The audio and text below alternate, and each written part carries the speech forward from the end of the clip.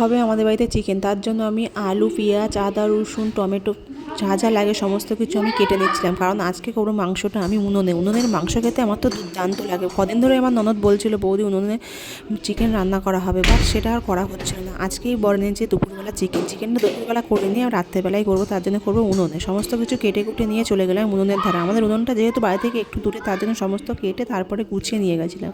আর আমার বড় চলে গেছিলো রান্না করার জন্য। ছেলেরা পারুক না পারুক চিকেনটা করতে দুর্দান্ত ভালো করে, চিকেন বলো বা মটন বলো। আর দেখো মাংসর কালারটা এখানে দুর্দান্ত এসছে, দেখো গাইস। তোমাদের দেখে জিভে জল আসছে তো, জানি তো। আমার ছেলেও আমাকে রিভিউ দিয়েছে, মা তুমি কিন্তু এমন পারবে না। বাবা দেখো কত সুন্দর মাংসটা করছে আর কত সুন্দর কালারটা এনেছে। আমার ছেলে ওখানে রিভিউ দেওয়ার জন্য পাশে বসেই ছিল।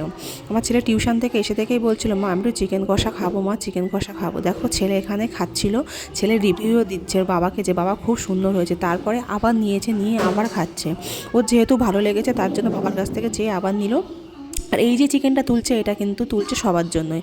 আমি, আমার ননদ, ছেলে, বর সবাই খাবো বলে। তারপর আমার ননদও চলে আসলো খাওয়ার জন্য। আমিও এই সাইড থেকে খাচ্ছিলাম, আমার ক্লিপটা আর নেওয়া হয়নি। তারপর দেখো মাংসটা জল দিয়ে দিয়েছে, দিয়ে